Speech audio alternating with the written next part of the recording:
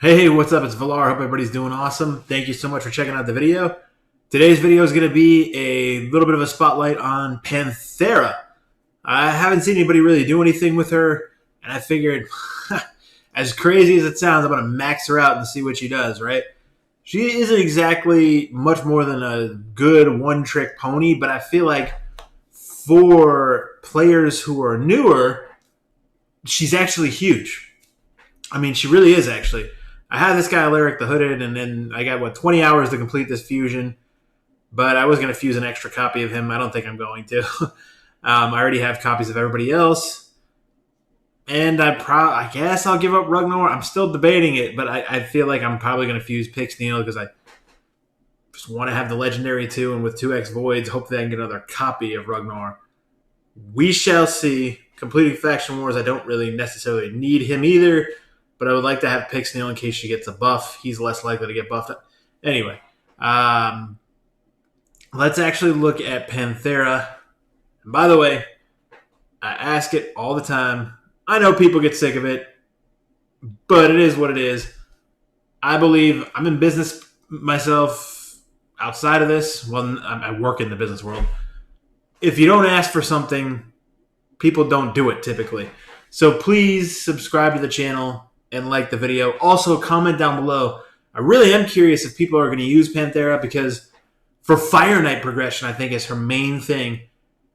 And when you're coming up, Fire Knight is really the hardest dungeon. So while she's not providing value to my account in any way, I do think the players who struggle with Fire Knight, and I was one of them, it took me forever to beat Fire Knight 13 when you get like a Sacred Shard out of that. I remember because I pulled Errol out of the Sacred Shard I got from it.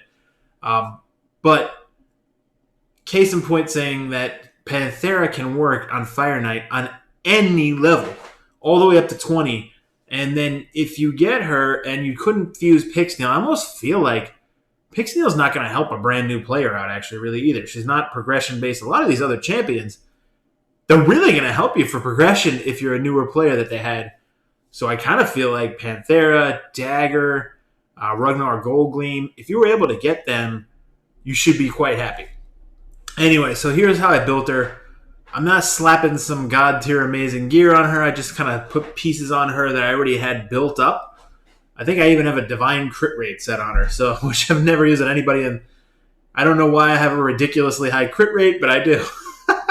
She has very low HP, and this is the problem with most attack-based rare champions especially.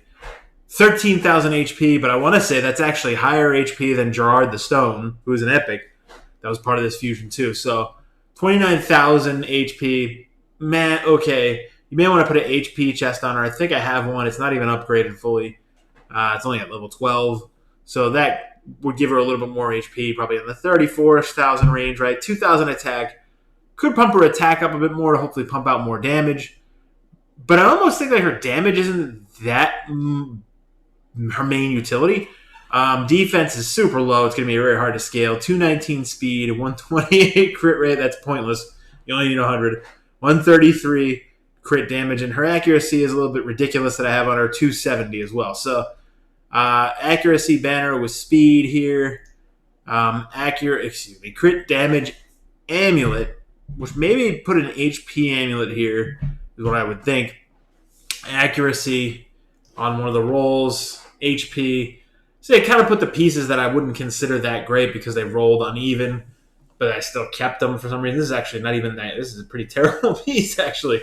But anyway, speed, crit rate, crit damage, HP, like I was saying, upgrading this would actually bump her HP up pretty well. So she's maybe not as hard to scale as I would say. If you had a 6-star HP chest, might be really good, actually. And then crit rate gloves with the perception set, another perception piece with 23 speed on it. This is a great piece. I am probably going to strip the gear off of her after all this, but well, it's a great piece because of the speed. But the rest of it's just kind of meh. But it's a good like arbiter piece or something. So the HP, crit rate, accuracy, speed on the divine crit rate, like I said right here, which I can obviously get rid of that set because I don't need the extra 12%. Crit rate, speed, crit damage, resistance. So, okay, we're going to show her in Fire Knight. Oh, well, before I forget, I got to show the skills and the masteries, and then we'll show her in Fire Knight, kind of look at what she does there. I may actually test her in like Golem as well. I think the dungeon she's going to be best in, well, obviously, is Fire Knight. She's top tier for Fire Knight, most likely. And definitely good for progression there. And then Golem, she's probably okay in Golem because she can do some reduced turn meter. Now, it seems like it's low. I didn't put any books in her at all because she takes like 17 rare books. I have the books to do it, but I wanted to showcase her unbooked in this particular one because I felt like if you got Panthera or if you get lucky enough to pull her out of the Void Shards, if you fuse Pixnail or something, you might get lucky, or not necessarily lucky, but if you have a high likelihood of getting her because she's a rare, right? So I feel like I'm going to get 40 copies of her at some point. But anyway, attacks one enemy 3 times. Each crit has a 50% chance of decreasing the target's turn meter by 3%. That sounds low, and it is. But what I've noticed, it feels like when I see it, it looks like it's dropping it more. So hopefully we'll see that in the Fire Knight. Attacks one enemy 2 times. Each hit has an 85% chance of placing a heal reduction debuff for 2 turns. That is huge for the Fire Knight too. So her 2 skills right here just scream, put me in Fire Knight. And then places a perfect veil buff and a reflect. This one does too. And a reflect damage buff on this champion for 2 turns. When booked on a 3-turn cooldown, you do probably want to book her if you use her, but you don't need to. I mean, it depends on who you have. Increased ally accuracy in dungeons by 40. So that is actually pretty good.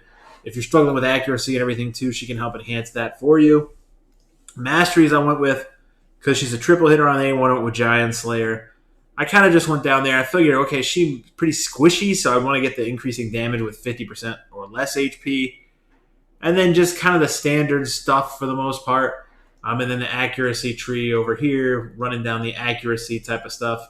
A little bit more extra turn meter reduction, so that's probably why I procced a little bit more, because she's a single target. So the 3% is pretty low. But once you get the masteries on there and you have Evil Eye on here, it has the chance to do 20% turn meter decreases too. So that's just from the mastery proc though, but could help out because what is that actually? Like a 29%? Am I thinking if I'm thinking correctly? So she could reduce almost 30% turn meter. I might be wrong on that exact mathematics right there. I'm just kind of adding up the 3% on each hit, right? So, and then increasing the chance of doing that heal reduction, which the other place she'd be top tier is Spirit Keep. But Spirit Keep, but for a new player, that's where her value comes in, right? So we'll run her. I think Spirit Keep might actually be open.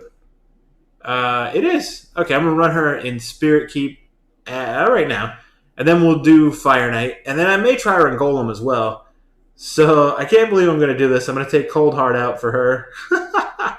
But we're showcasing her, so that makes sense. Okay. Not going to help with the waves at all, really. Cold Heart actually does help with waves. She is not going to help at all with waves. But let's see. 15,000, that's pretty weak sauce, to use Hell Hades' term. Hit right there. Obviously, I watch a lot of Hell Hades too, so but that was a pretty weak hit.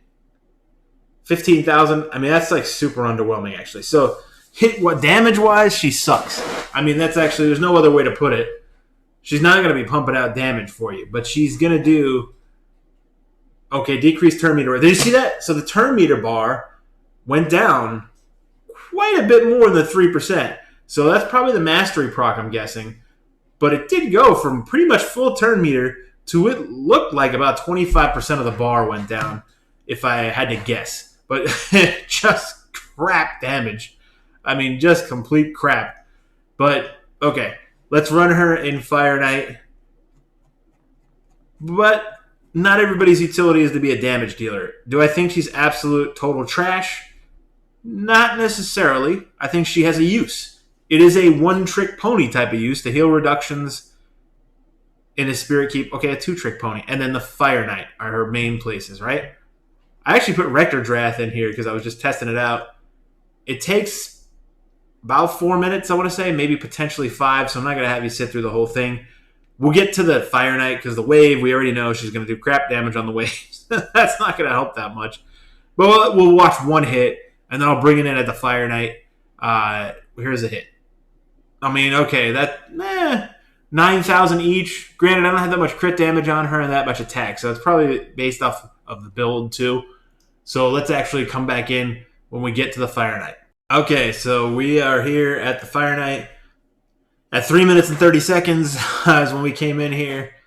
But I know the rest of the team is actually pretty good for Fire Knight, like Tomb Lord and Zavia and everything too. But I already did the showcase on her, but Rectordrath, again, is keeping you alive with no Arbiter whatsoever.